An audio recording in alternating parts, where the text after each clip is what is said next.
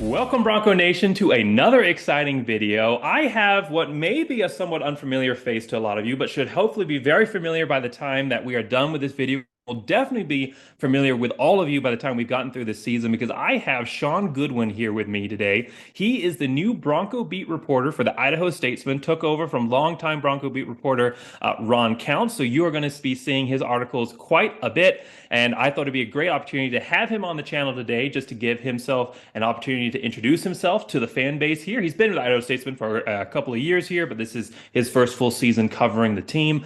So a chance to maybe introduce to those of you who aren't familiar with his work and who he is. And then he's also going to give his perspective on some new developments for Boise State. So obviously the Boise State quarterback battle wrapping up quite recently. He's going to give his perspective on that. He wrote a good article. I'll put a link to that article in the description of this video. Make sure you guys go check that out. I'll also put a link to his socials, to his Twitter. Make sure you go and follow him as well. You're going to want to make sure you follow him so you can keep up to date with Boise State all throughout the season. But again, he's going to be giving us a little bit of an update on the fall camp and how we're coming into the season here. Some top storylines to keep an eye on, discussing that quarterback battle, what this means for Malachi Nelson, what it means for Malachi Nelson, and it'll also give a brief perspective on what he thinks the limit, the ceiling for this team is. Are they a playoff contender? And lots more exciting things like that. So thanks so much for everybody for coming on today. Thanks so much, Shaun, for coming on today. This is going to be an exciting discussion.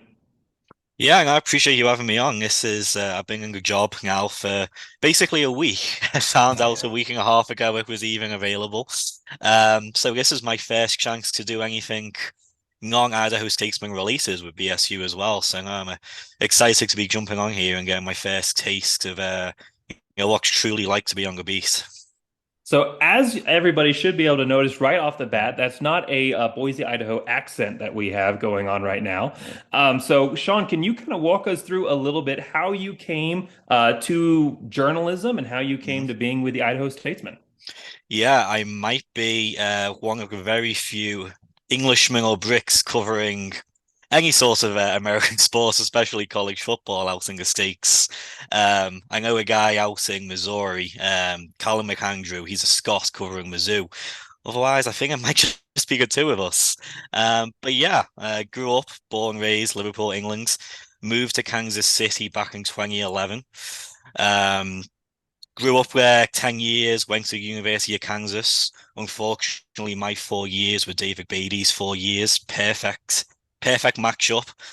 So, yeah, my 4 years at KU, we won 6 football games, and I'm pretty sure half of them were against FCS teams. Um, but yeah, and that's where I got my start with sports reporting, covering KU football, KU basketball. Thankfully, I did have basketball and Bill Self to back up the lack of action on the football side of things. And yeah, I've now been I worked for Kansas City Star for a couple of years. I covered soccer, like a true Englishman I am. And then, yeah, moved over to Boise, Idaho about 2.5 years ago. And it was a position called service journalism.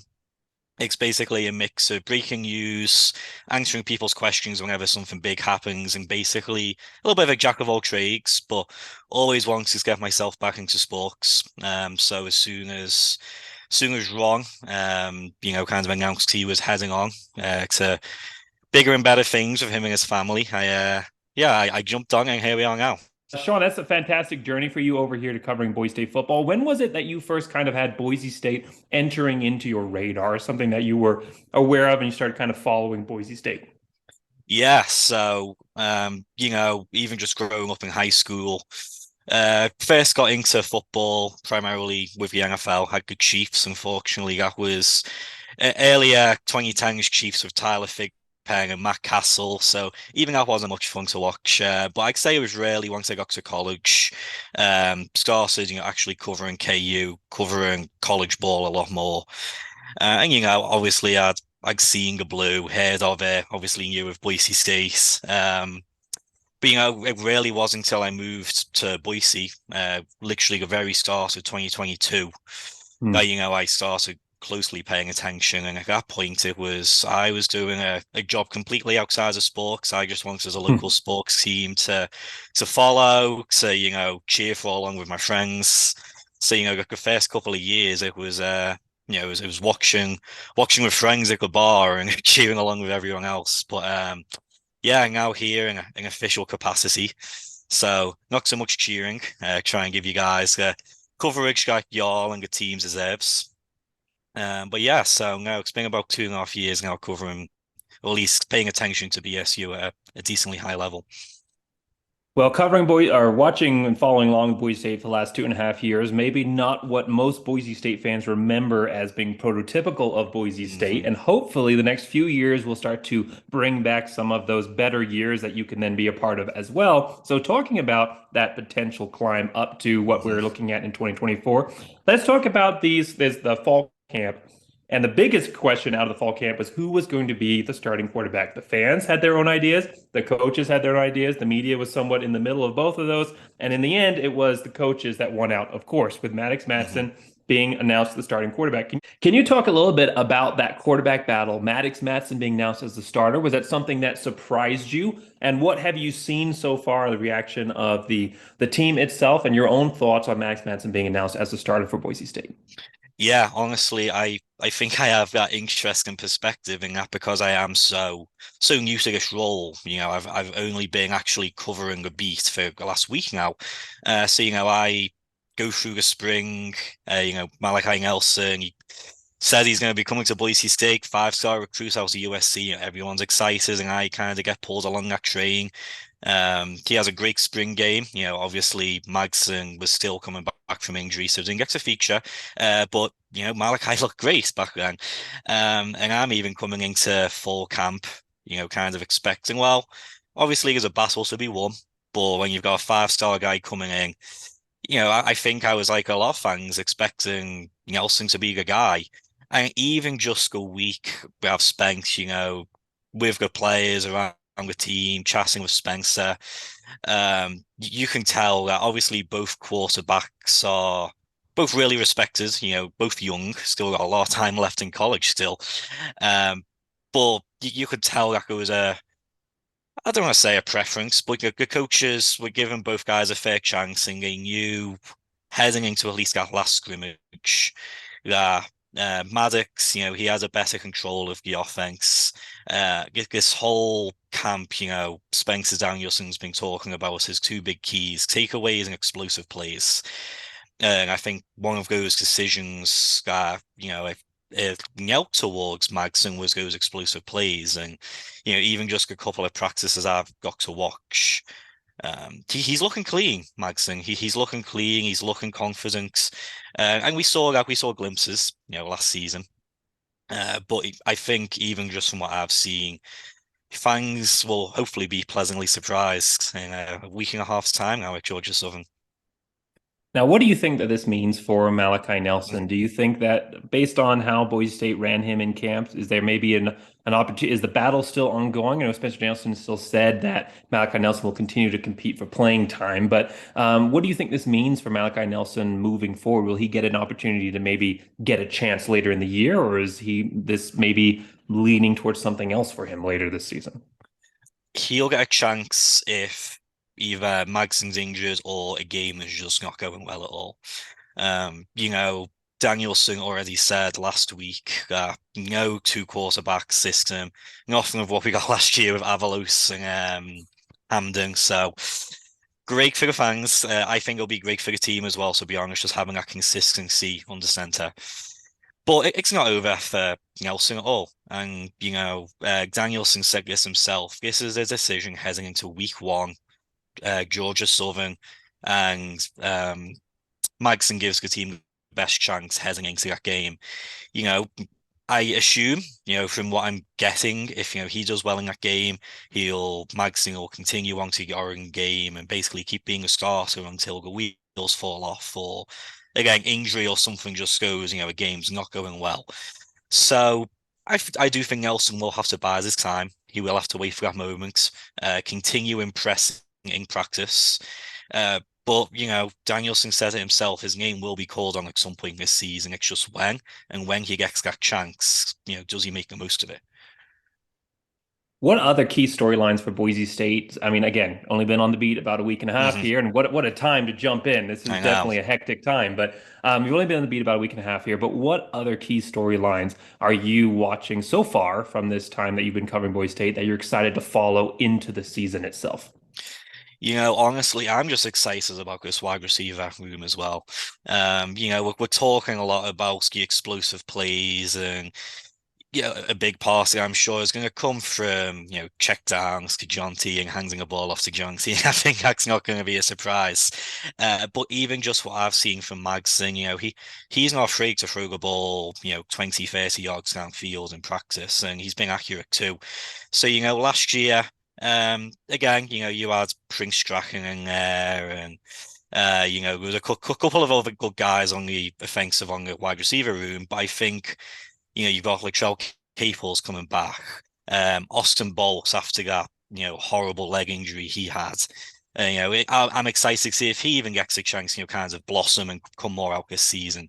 Cam Camper coming in from Indiana. There's a lot of excitement and a lot of talent in those wide receivers. So, you're hearing a lot just around camp and around the players about how every season teams come in with hope about how they're going to, make the playoffs and they're going to win the Mountain West Championship, this, and this. But they have to earn the right to say that. And it's the same with this team. They do have to earn the right to say it. But I do think, coming off the back of last season after how rocky it was and really clawing themselves to a Mountain West Championship in a bowl game, right? There seems to be a lot more of that. Okay, let's build off that.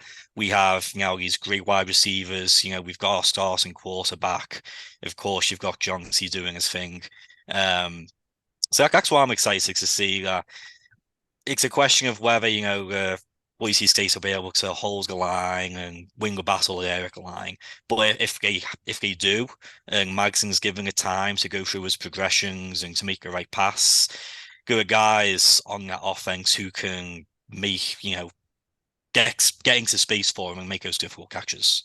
It's great to hear about the Boise State wide receiver room. I know that that is an area that a lot of fans are very excited about. I know me personally, looking at that wide receiver room, I've looked at past Boise State cores and said this has the potential to maybe be one of the best all time for Boise State. It has awakening memories of that 2009 room and how deep that was, especially with Marshall coming on. And some people have compared it to Titus Young in practice. So there's a lot of excitement about that wide receiver room. But on the defensive side, that was, of course, one of the biggest questions for fans coming into the season was could Boise State take that step forward defensively? So has anybody stood out to you on the defensive side of the ball this year or so far through camp? Yeah, so we've talked a lot about these explosive plays on the offensive side, but a big emphasis is topping them on the defensive side too. That was obviously an issue that plagued the team last year. I covered a couple of BSU games last year, and the first one I did was Washington, which again, it's Washington, Oof, it wasn't going to be a pretty game. right. But I remember that first quarter, halfway through the second quarter, BSU was kind of holding the line, and then Penix just unlocked that defense and with so many plays downfield. So coming into this year, you're talking about Rodney Robinson and Tubner and I mean, basically the safeties. I think has been a huge emphasis now on um, you know pulling a stop to those explosive plays. Oladipo, I really liked what he was doing last year, and I think again. Uh, Maybe not obviously the deep throws, but coming in short, kind of stopping those plays underneath. I think those are three guys that I'm excited to kind of take that next step. Well, not taking next step, but with Robinson and Tubes, those are veteran guys who know what needs to be fixed. I think there's been a lot of work put in this off season and fall camp to really, put a lid on those explosive plays against the D.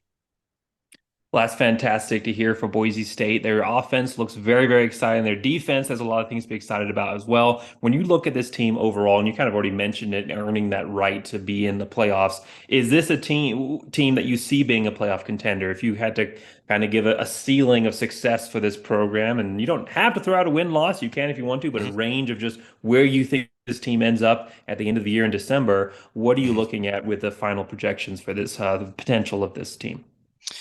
I think at best, going into at least the Mountain West Championship game and such, very best, the dream 11-1. I think a ceiling 10-2 and a more of a realistic 9 or 3 8-4. And I say that Hmm. in that I think, barring maybe.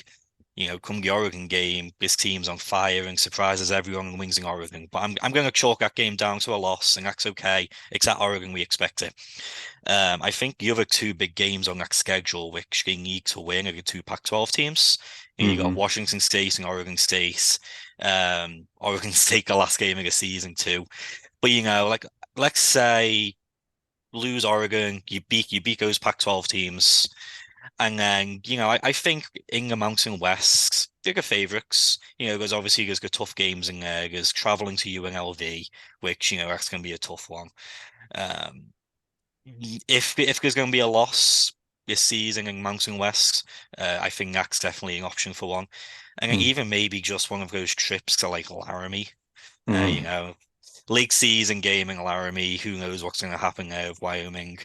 Um, but yeah, so basically with all me just kind of rambling on and having thoughts at this point, I think, very, very best case, you're looking at finishing the season 11-1, 10-2, you win the Mountain West, and heck, it could be a group of five playoff team.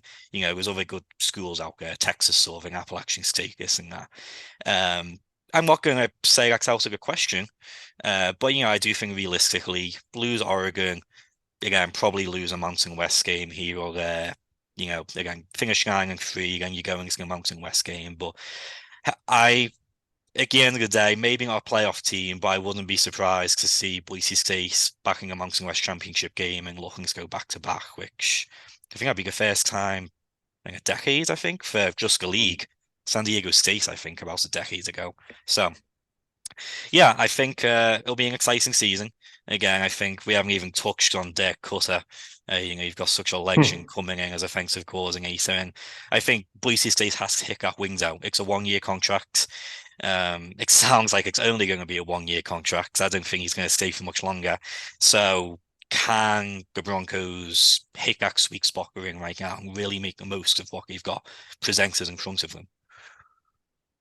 Well, it definitely looks like it's going to be a high ceiling potential type year, but it doesn't necessarily have to be a make or bust type season for Boise State. I think that again, Hmm. playoffs is definitely a strong potential for Boise State if they can do everything right. But with everything that we've talked about in this video and the other videos that I've done previewing this team, Boise State definitely looks like a team that's going to get better than they have been the last 3 years. Hmm. There's so much more positive energy in the locker room with Spencer Danielson now taking over. Obviously, you have Ashton Jeanty hitting his peak. You mentioned Dirk Cutter coming back, Stacey Collins coming back from Hmm. Penn State. So the special teams are going to be incredible. This is going to be, I think, a Boise State team that a lot of people will be excited to watch this season. Whether it meets our highest goals and expectations of 11-1 and 12-1 or whatever in a playoff, whether it does that or not, I think we're still going to have a season that is going to be a step in the right direction, especially Hmm. for a first-year head coach in Spencer Danielson. So this is a great year to be a Boise State fan. It's a great year to be a Boise State media personality Hmm. covering the team. So thanks everybody for sticking all the way to the end of this video. If you liked this content, make sure that you are following along on Shaun's journey here covering Boise State. He's written some great articles already, does a great job of going in and looking at the player's perspective as well. So I'll put again links to the description in the description to his recent article talking about the Boise State quarterback situation and also link to his social media. So make sure you go follow that. If you want more Boise State YouTube coverage here, go back and watch my Boise State 2024 football season preview series that I did. A ton of fantastic guests, former players, former coaches coming on and talking about this team along with highlights and a lot of other stuff on that as well. There's a link to that playlist. And then, of course, recently, the video just before this, I got to interview Jeremiah Dickey on this channel as well. It was a great discussion about Boise State's past, its present, and what he likes to say, hashtag what's next, the future for Boise State. Gave a pitch for the Power Four in that video as well as a great video. So make sure you go watch that as well. Thanks so much again for coming on, Shaun. It was a great discussion. It was great having you. We'll have to have you back on again, and I'm excited to read your content all throughout the season. Yeah, I appreciate that. And yeah, I'd love to come back whenever you want. So appreciate it. Well, thanks again for coming on. Thanks everybody for sticking all the way to the end. And as always, make sure you like and subscribe and boo, big boo.